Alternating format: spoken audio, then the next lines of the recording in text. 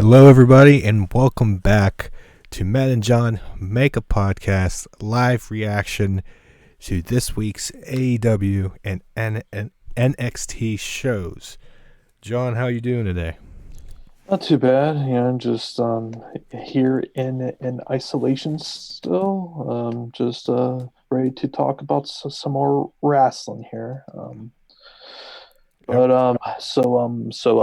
I know that you were probably mostly watching NXT tonight. Yes. How did the two takeover matches come off from your end? The women's match was was all right. They had a couple cool spots in the match, but the big takeaway, um, the best thing that came out of tonight is Gargano Ciampa match, and we'll get into that later in the show near the end once we cover throughout the whole shows. But that is that is something you need to go back and watch.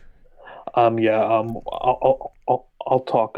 I'll get more into that with you and asking some things about that once we get through that. But tonight's Dynamite, if I have to be perfectly honest, was not a particularly good show. Now there were some good things that happened on the show, but two things in particular with that tag match and with the main event, I'm going to really get into. But Matt, let's get this started off on where do you want to start at?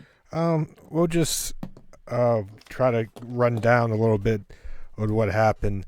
You probably have to fill in the second half of AEW because I stopped paying attention what's Gargano and Ciampa went on, and after that tag match, and we'll get into that, especially you.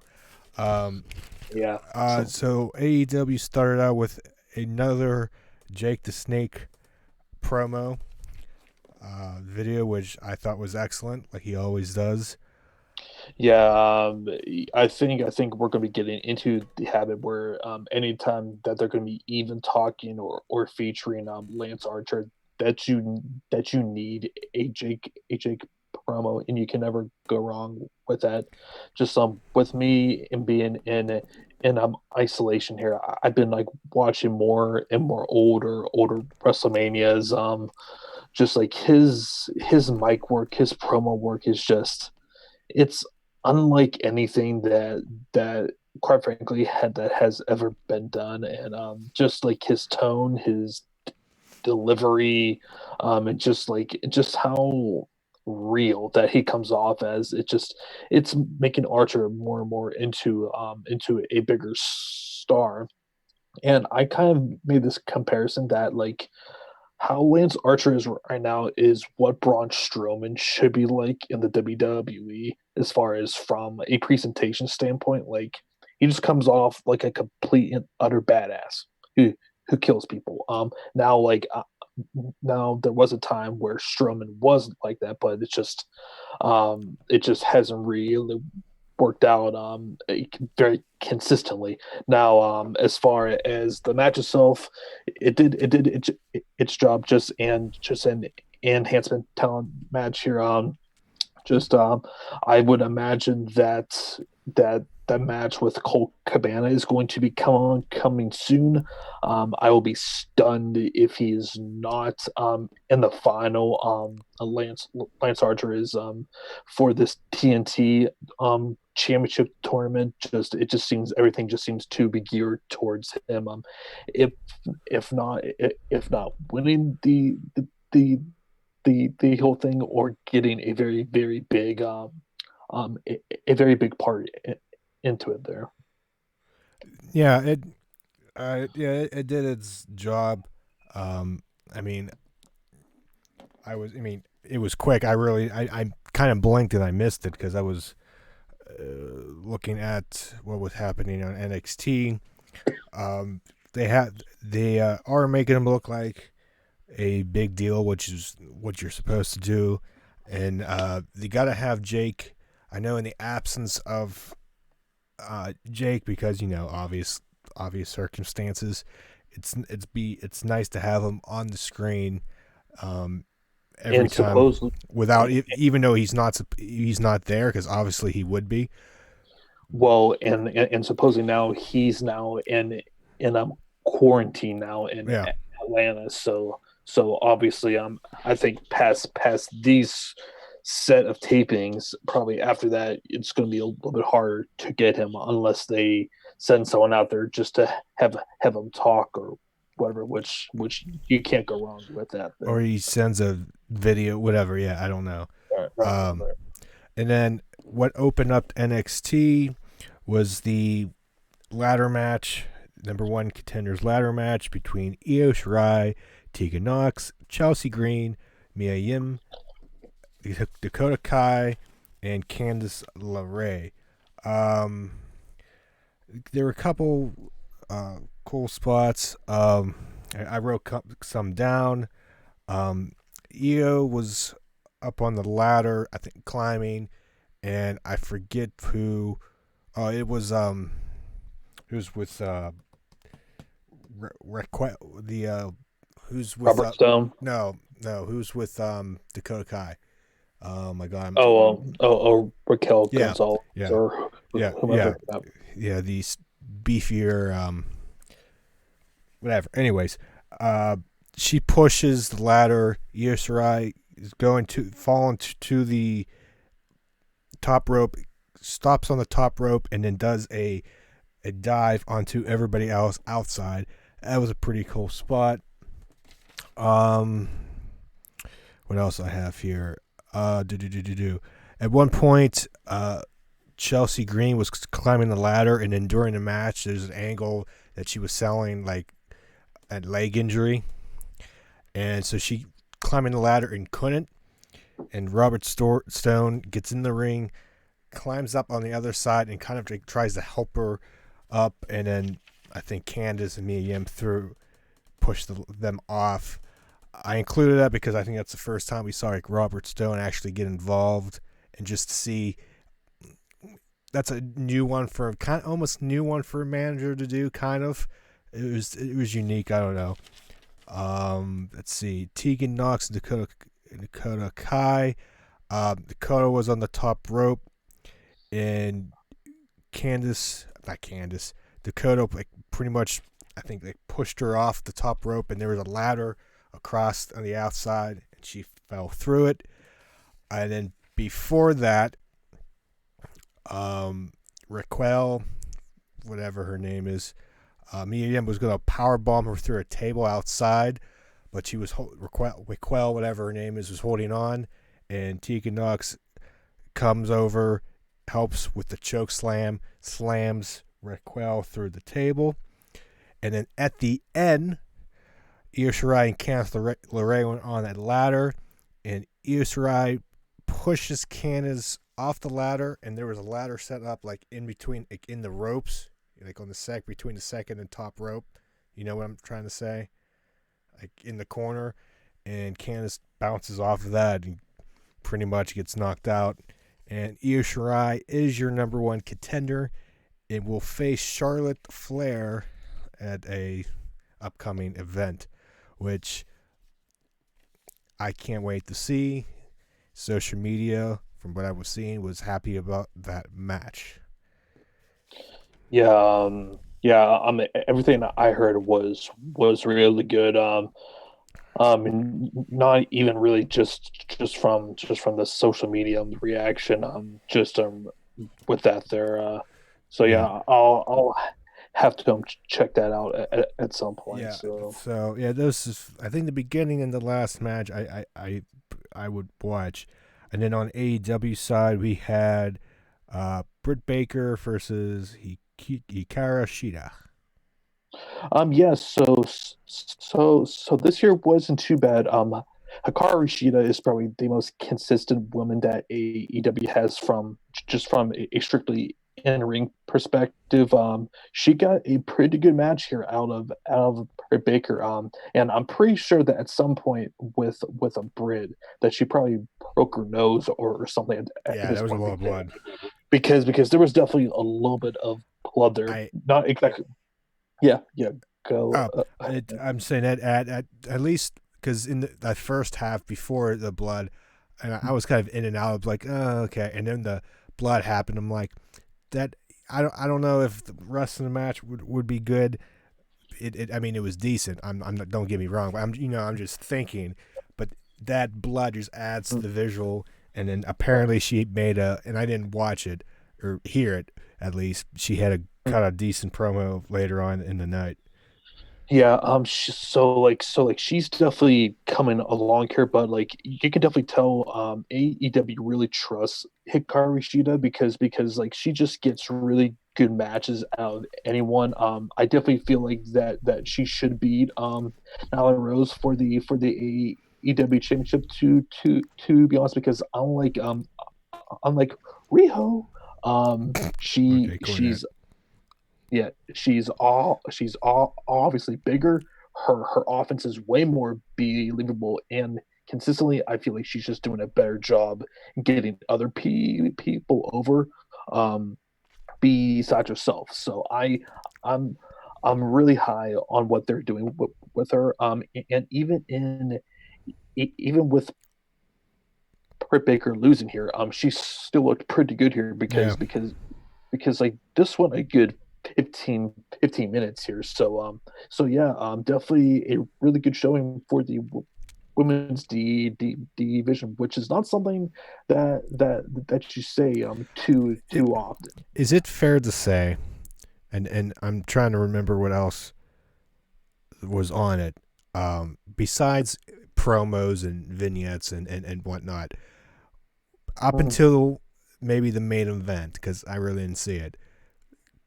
mhm. Was this the this? I felt like this was the best match on the show up until the main event. Is Yeah. that fair to say? Actually, I think that this was actually better than the main event. Huh. If I'm Okay. being, and I will explain why Because once we get to I didn't see yeah it. I had it muted and I was getting ready for the stream. Even though I kind of, yeah. if out of everything I saw on the card, I kind of wanted to see that match because I know this Mhm, dude. But anyways, um, mhm. so and how many times can we say that this is the first time we can say a women's match is probably the best match on the card or on the show? That's definitely the first time that I've said that. Yeah. So on, Oh, oh sorry.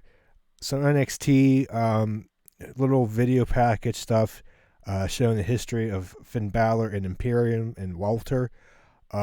And they show like the later stages of a match between Balor and Wolf on NXT UK, uh, which was good. And then there was a like a uh, video about of Balor, like not a selfie, but a close up shot uh, about Walter, mhm. and pretty much the one quote I got from it is, "The title you hold is on borrowed time." So we're building to a Balor Walter match in the future, which And that's honestly that's probably the most interesting match that you could probably do with a Walter right yeah, now. I'm Just intrigued. because yeah, and but I've also heard that this possibly might not even happen until October. Which, if that's the case, I have no idea what the hell that they're going to do about this as far as I getting don't know. interest for that. So I don't know. yeah, yeah, That's one that video promos and stuff has to help. I mean, there's a lot of this stuff yeah, is just like weird, and we'll get into in a little bit after a little bit in the show about how this whole coronavirus is changing plans at NXT, and we'll get to that. Before we get yeah. to Okay. your favorite match um, on AEW, NXT did the new tag team, like Reikyu and Shura. I forget their names. The new Indian tag team. Yeah, Um, I did not hear good things about them at they all. faced a team called Everrise, which they look like creative characters.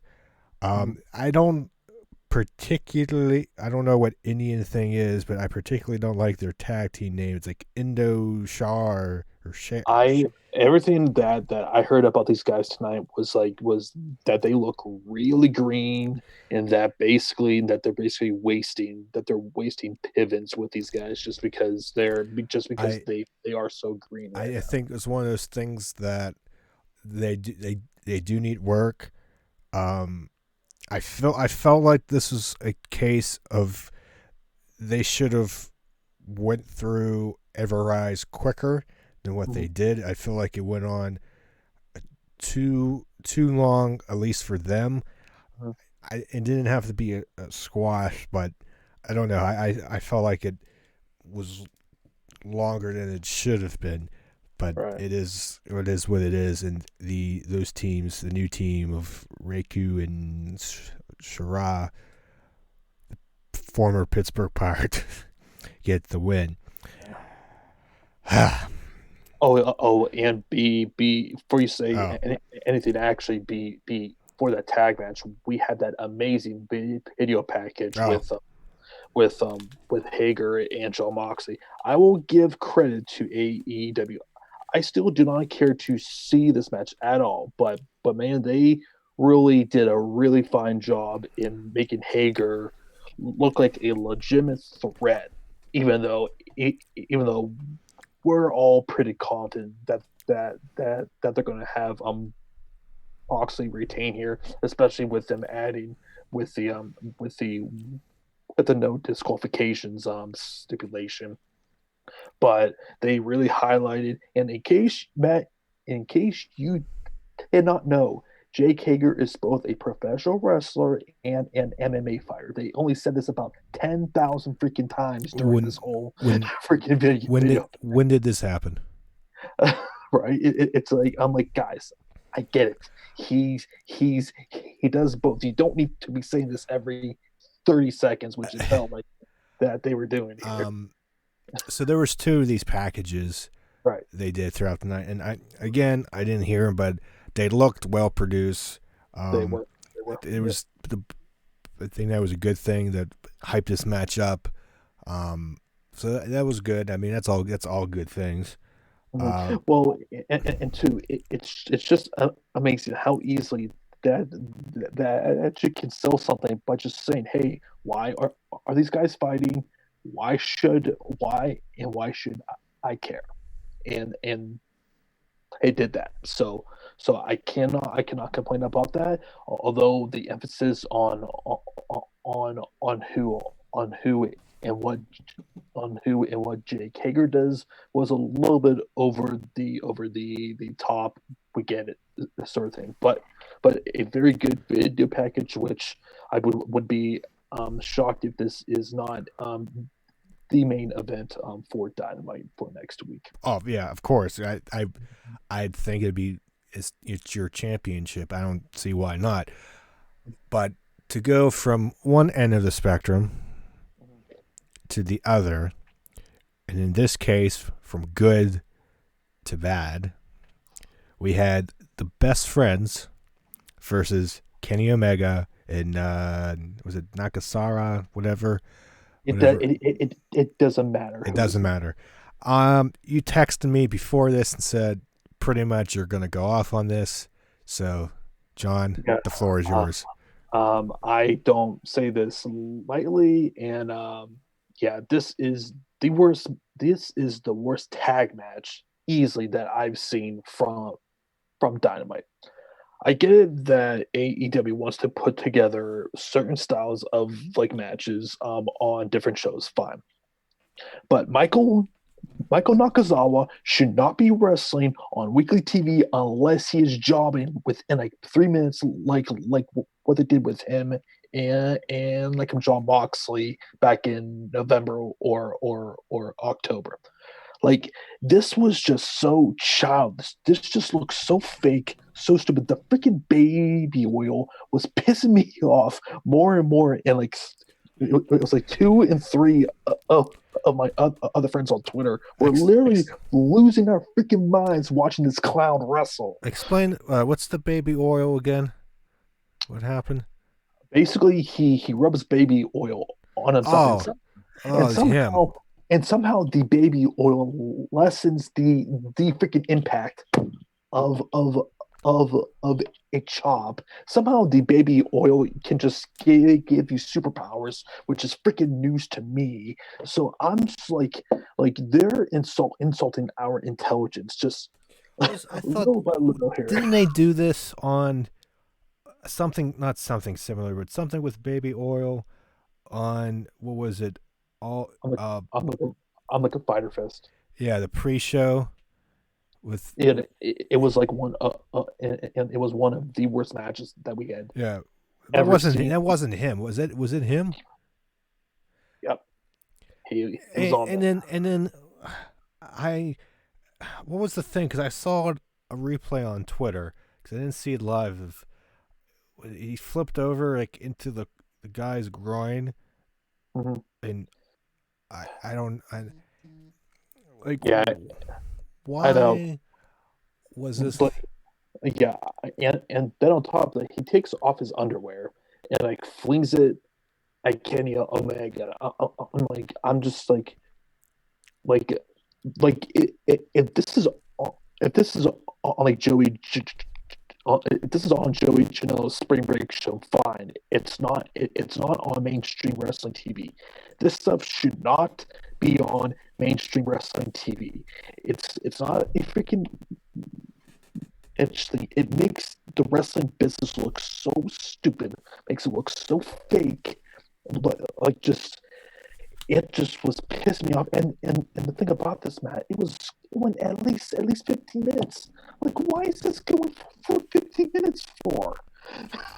Like, could you like not have picked someone else? No, we gotta put in freaking Michael Nakazawa and do that thing there. But like easily the worst thing AEW has done in a very, very long time. And I pray to God that this is the last time that we see this man in a major role within AEW.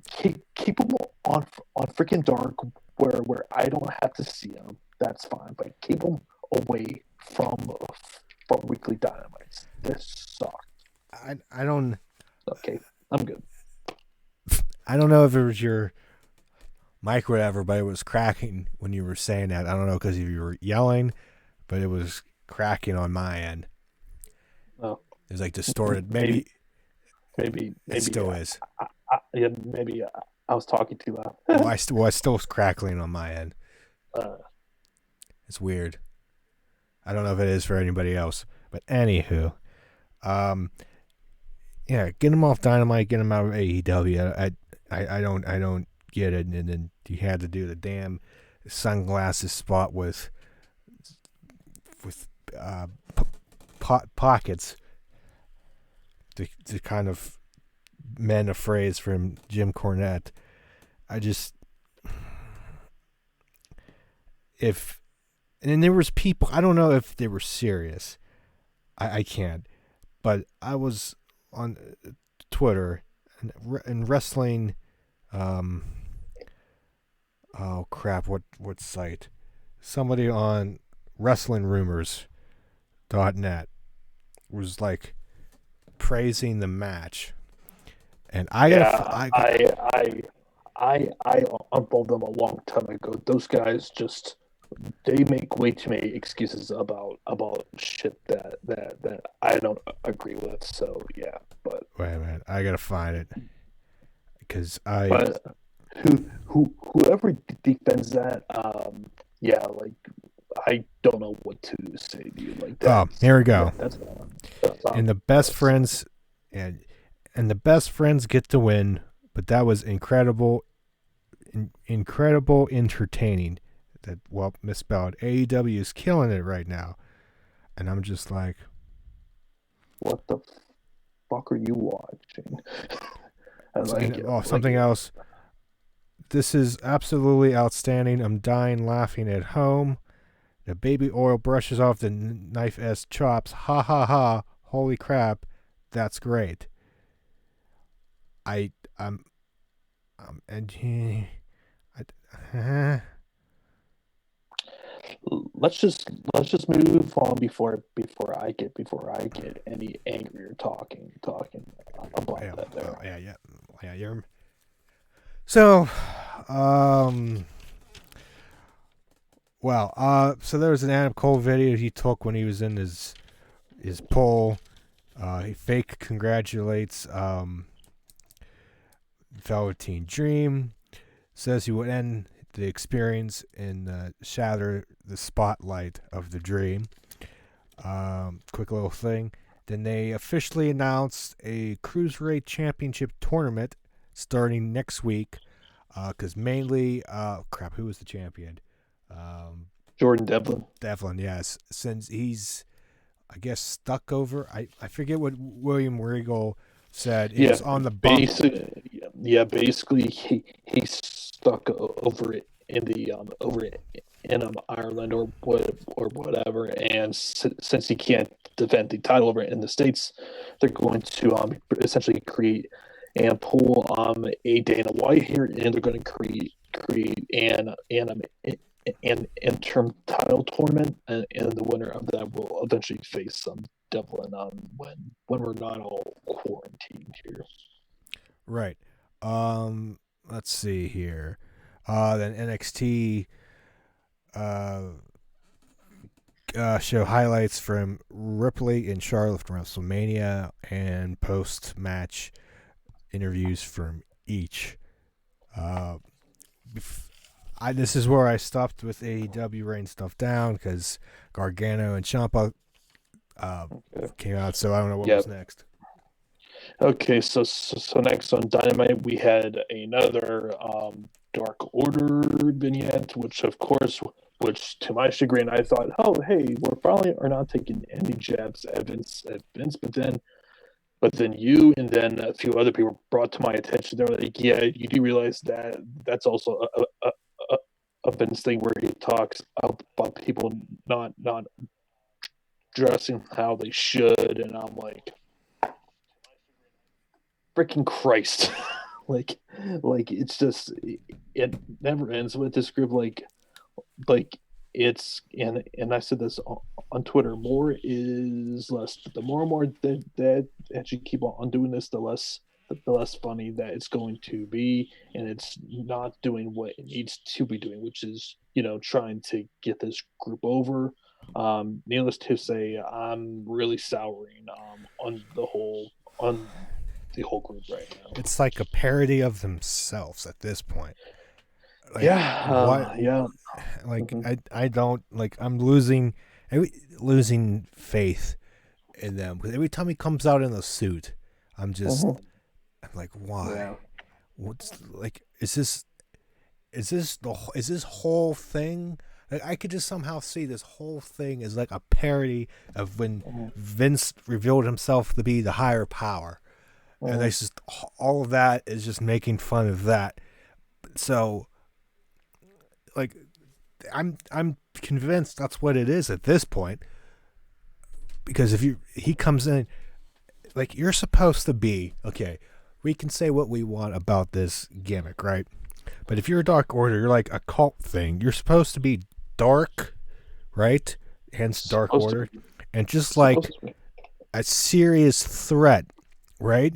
Be creepy and dark, and just do things everybody else wouldn't do. And you're coming out and pretty much parenting Vince McMahon for whatever reason. I don't know if it's sour grapes or you're doing it because you can. But like this whole thing is like a parody, and so why do we care? Again, like I said, I don't know if it was last week, whatever, one of these reaction shows. If this was like a DX type of group or an NWO, something that it would work better. Yes. If you had something that you were making fun of week in and week out, like that type of thing, but you're a freaking cult, Dark Order. The I can't believe the vignettes leading up to this about joining the Dark Order have been the best thing they've done. Yeah, it's just like I'm not exactly sure what this thing is actually going now because now they've done a complete 180 what the group was actually supposed to be. It's just they really need to do a better job and actually tell us what this What, group actually is, and not just just like doing a whole bunch of parody shit you that know what? really doesn't even matter. I'm saying, did they do anything about Vince not getting lack of sleep?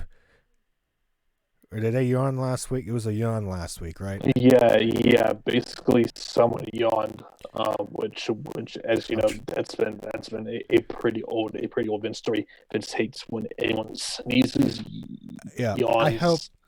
I hope, Um, yeah. I hope yeah, they come in next week.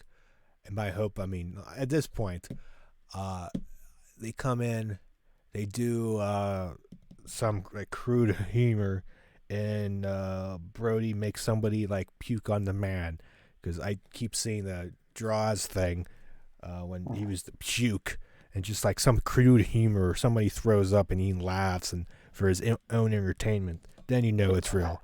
I I but I don't know. I don't know. Uh, Go ahead with the next thing. right. And then the next thing on Dynamite, we had a Matt Hardy vignette, which this was pretty good here. Basically, he called he calls he calls some Sami Zayn a fake Latino.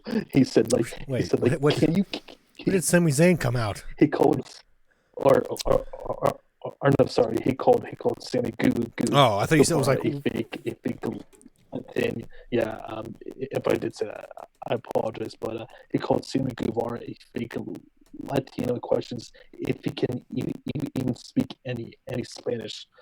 Basically, this whole thing and is leading to where he's asking for the inner circle to come to the Hardy compound.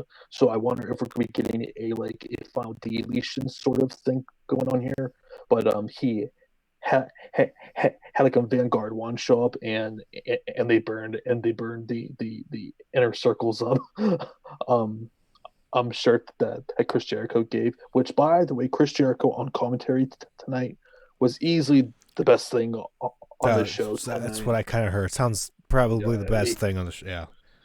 like he gave I mean, like, just like his style was very Bobby Heenan esque, as far as like he was just like with these small little jabs at the baby faces, and always defending everything that the heels were doing, so on and so forth. But yeah, so looks like that we're probably are we getting some sort of something going on with the inner circle, and Matt Hardy there. So I'm interested to see where that goes. Then we had a match with Brody Lee beating up a guy for about 3 minutes. Nothing special. He wins. And then the last thing that we're going to get into here is the main event, which is the first quarterfinals matches for the TNT Championship tournament between Cody Rhodes versus Shawn Spears. And before the match started, we had a little promo hyping up the tournament in this match specifically. Yeah, And that look cool. yeah, it looked cool. But I gotta say, like, when did this match become a no disqualification match here? Because for some reason they were using chairs, they were using guardrails, tables. Cody hit Shawn Spears a few times with his belt. Why was there no disqualification? Who was the Who ref? knows?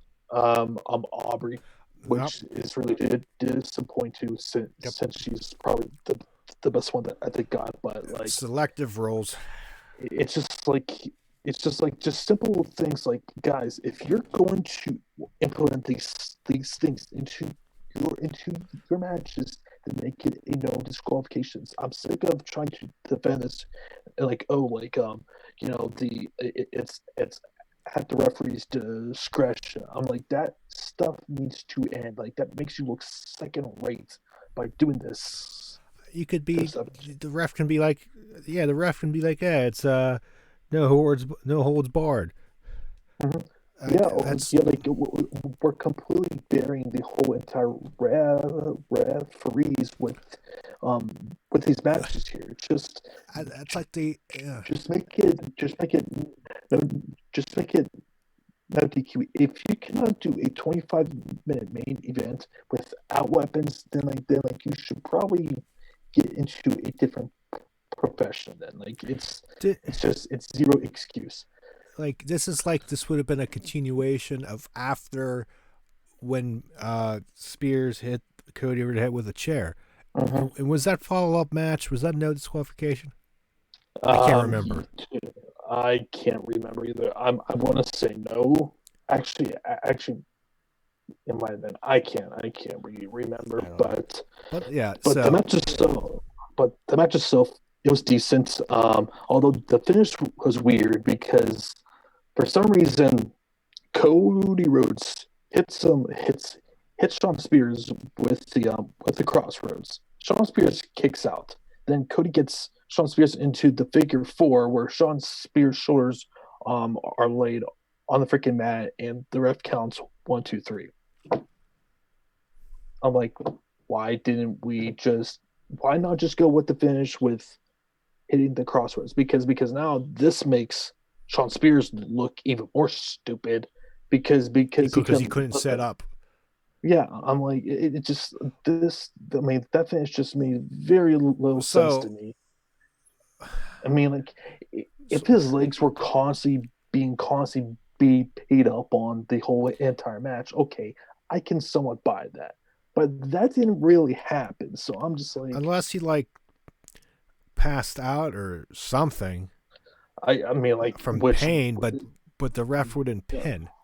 yeah, that didn't happen either. So I'm just like, so needless to say, this dynamite was a very up and down dynamite, and honestly, I'm gonna wager on the scale of like this was not a very good show. There were some good things, but there were a lot of questionable things done, mainly with that tag match, just the overall I booking of this main event. I feel like if it's any week, NXT will beat AEW.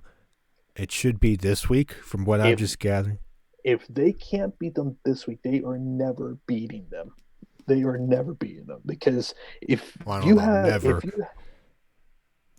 if you have a freaking match with Johnny Gargano and Tommaso Ciampa and a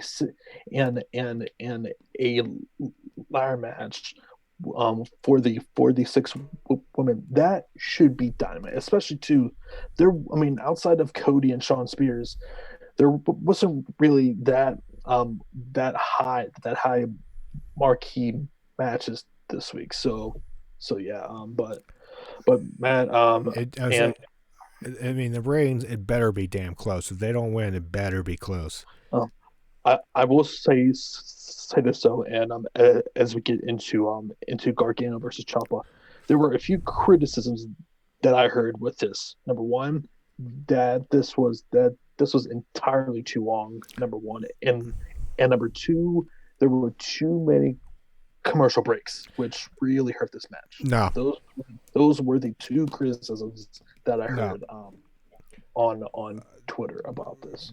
I Someone even said that this was worse than Edge and Orton. I'm not sure how true that is, but they're yeah. insane. Okay. I don't know. No. Okay. So pretty much right after 9 o'clock, this match went on. So they had pretty much an hour. So the commercial say it's counterintuitive to say that the commercial breaks are needed to break it up, because if you had, what was your main criticism of Edge and Orton? That it went entirely too long. Right. And number two, the commentary, which here that is not going to be an issue No. since It's since pure. It's since pure. since like Amaro's there. So yeah. But Mario didn't comment. There was no commentary at all throughout So this match. there was no commentary. No commentary. It didn't need it. We'll get into it. Okay. It needs an hour. Okay. The commercials are break up that, because if a match went an hour, it went too long. So this breaks it up. right? So basically, with the commercials, you figure what 45 minutes in. Probably. I was entertained throughout this match. I was enthralled. It was, to me, it was not bad at all. It, I was most surprised. Oh, and I'm just gonna get right to the end here. well, Um, oh, okay. okay, yeah, go Yeah, ahead there, Matt. I'm sorry. Because yeah. I wrote some stuff down, but Mhm. I'll try to skim. I wrote a lot of stuff down. I'll try to get to the most of it. So we get they come to, they start the match. Oh, actually, they get a video. Not even a video. They show Candice dropping off Gargano, and right off the bat, you can tell it's like a movie shot like a film. It's not like right. So I was like, oh, okay, we have one of these matches now. Okay, I'm in. After last two for WrestleMania, I anything just I just hope that we don't overdo this because if we keep on doing this cinematic thing, it's not gonna make this thing feel so special anymore, you know? right. But I think this one, I think this one, this to me is what Edge and Randy Orton should have been. Okay. If, in my opinion, if Randy Orton and Edge Mhm. was shot like this Mhm. with the motion and them talking, it'd been 10 times more, 10 times better. All right. But that's my opinion. So, anyways, Candice lets Gargano off at this. It was basically a sound stage. Now their sound stage at Full Sail. So it was empty and just the ring. And she hands him something in a brown bag. We see this. So it's like, well, Mhm. what's this going to be? And we find out at the end. So we get in. They both walk in. They show Ciampa, Gargano walking in. Triple H is sitting in the chair in a corner of the ring, pretty much saying, "This is it. It ends here." He says, "Drake, the referee, is here. All he's here to do. He's the count. You listen to him. What he says goes. Right?" He goes, and he puts the chair in the middle of the ring. He goes, "Once I leave, it begins." They show him walk out, go through the door. Gargano and Ciampa walk in the middle, stare at the chair. Gargano kicks the chair out, and then they just go at it. They start fighting. Then eventually they go outside, and outside, and there's like a production truck or a whatever outside, and Gargano slams Ciampa in the truck a couple times, and Gargano tries to slam like there's one of these big carts into Ciampa, but he moves and then sneaks around, climbs up on top of the truck, and they fight up there for a bit. Then they eventually get back inside, and Gargano gets in first and surprises Ciampa with a crossbody off of which you've been like in a gymnasium and you have folded bleachers. That's pretty much was there and jump off and crossbody Ciampa through a table. They get back into the ring, and at this point, before this, Ciampa, they do the callback to tearing the ring up and exposing the wood. So at this point, the wood's already is exposed. And then they get to the top rope, and this is where you saw on Twitter the move, the air raid crash Yeah, off the yeah. top rope onto the I floor. would I would imagine that was probably edited there Yes, it looked edited as hell, but it was because still good. because because who if they which I could definitely see these two Yes, doing if this that was a spot, but man, like whew, no that need would to have been no need to do it when you don't have to with exactly the magic of editing, but it still looked right. good. It was edited great, but it looked Mm. good. They're out on the side, and they get back into the ring eventually. And Candice comes in all distraught, gets into the ring, and just like pleading with both. Goes, "You guys happy?" Goes to Ciampa. Goes, "Are you happy? I don't even like my husband anymore because he's like because he's so obsessed with fighting." And he goes, "You gonna finish it?" and Ciampa's just looking like he just made the biggest mistake. Like all the regret and life of this whole feud is just coming in. He feels just like upset, and you can see it in his eyes. And then she gets like fed up and goes, "Fine, I'll do it." Turns, kicks Gargano in the groin. He goes down. She walks off, and then Ciampa's just all like, maybe she's right. Maybe this is all stupid. What are we doing? And he's going over to Johnny, and he's trying to comfort him and whatnot. And he brings them up to their, stands up, and Candice comes back in the ring, low blows Ciampa, and he falls down. And Gargano catches him, and he starts laughing, just laughing, and you see Candice laughing, and then he pulls out a cup, and then tosses to the side, and then hits. I forget what the finisher is. It's like almost like a chicken wing. They lift him up and then slam him. I forget what the move is. Oh my god. Anyways, right onto the wood. The ref comes back into the ring because he got knocked out, or I forget what happened exactly. Comes back in, counts the 3. Johnny wins. Candice helps him outside. He walks into the car, and before that, you kind of saw somebody sitting in a car right when they walked out.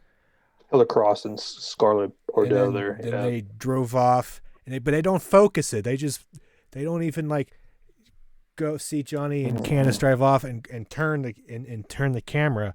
You couldn't just see them drive off, and you have to notice it. And then they're sitting in the car looking. So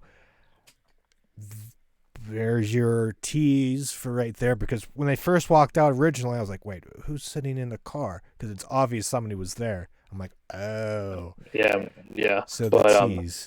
Just judging by the finish, this doesn't seem like the feud's over between Gargano and Ciampa, though. Just by the way, how that ended. I think, well, maybe. They're saying it is. I think it is. But I'll believe that when I see it. But I believe it is for now, because they're going to get probably Cross and Gargano. Or no. Well, yeah, I guess that's possible because they were staring down Gargano and because and Cross and Scarlett. Yeah, because then there's both pairings together. Because Candice is not in a championship picture now because it's EO. Whatever to do with Ciampa. I especially like the second half of this match, what they shot, because they allowed them to swear with censors or bleeps, of course. But at one point, Ciampa's just beating the crap out of Johnny with a pretty much broken, oh my god, I can't even think, a crutch, yeah, and it's just like, and like at the end there was good emotion, there was good talking.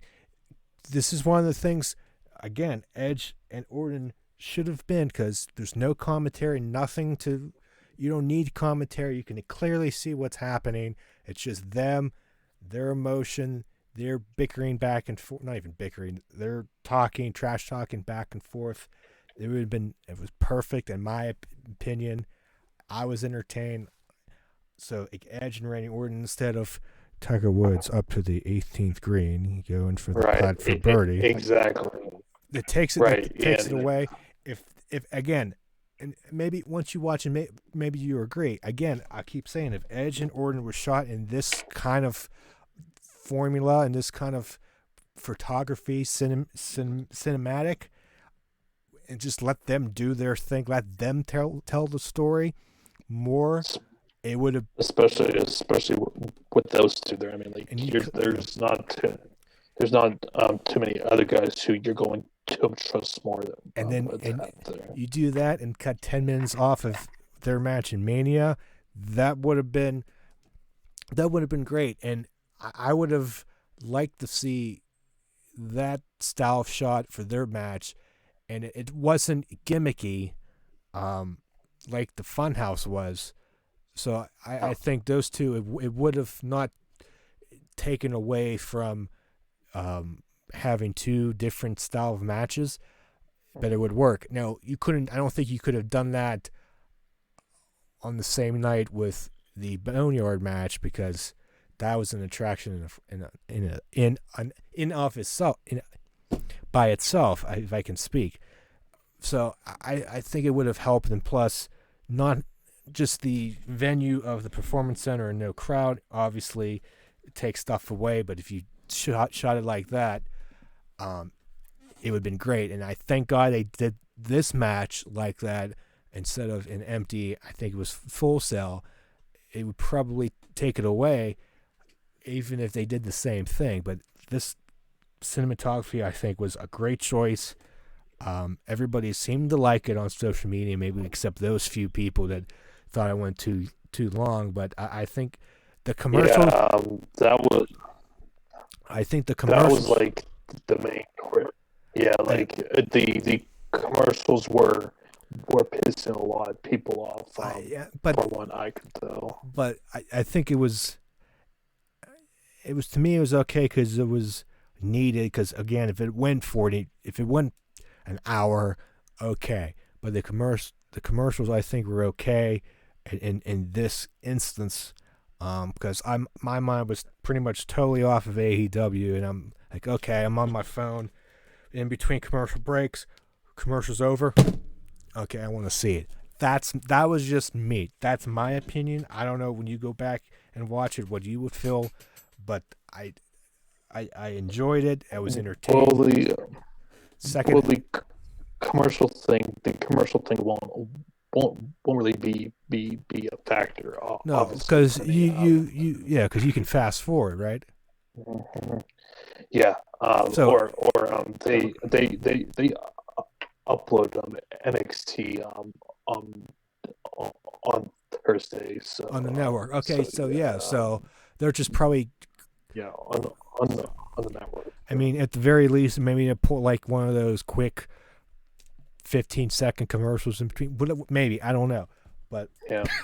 so it to me it didn't take away. I feel like Edge and Orton needed commercials to fill in the gap because it was just like, No, Edge and Orange just need to be a good 15 minutes shorter. well, That's yeah, like well, commercials would not have helped. well. I I'm mean, just telling to you me that. it would have, at least for this, it broke it up instead of 42 minutes of watching straight. It was broke. It was in pieces to digest pieces, and I was entertained. I'll go over this over and over again.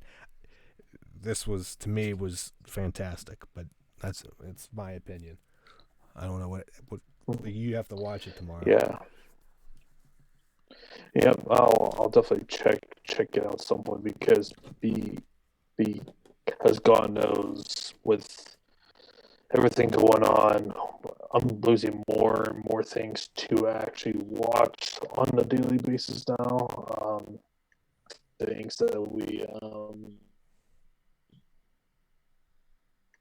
we actually have on if you heard, but supposedly WWE is gonna be taping, I think, for Raw and SmackDown later this week, for next week. So looks like all full steam are ahead with that, and I believe Dynamite is taped for the next month at least. So yeah, looks like as of right now, man, we're gonna be continuing with these reaction shows. We'll see how long that they'll actually last for, but it just kind of just depends how long that this pandemic either improves or we finally hit that damn curve, which keeps on being pushed back. It seems every single week. So Yep. but I think that will pretty much do it for us here, guys. Thank you for watching. Just as a reminder, as always, we will be doing our weekly podcast, which that drops this Saturday at 3 p.m. Eastern. As always, like the video, subscribe, hit that bell for future and follow our Twitter page at Matt and John Make a Podcast. We post updates on that with the podcast and everything in the future. So for Matt, for John, we will see you guys later on this week. Take it easy.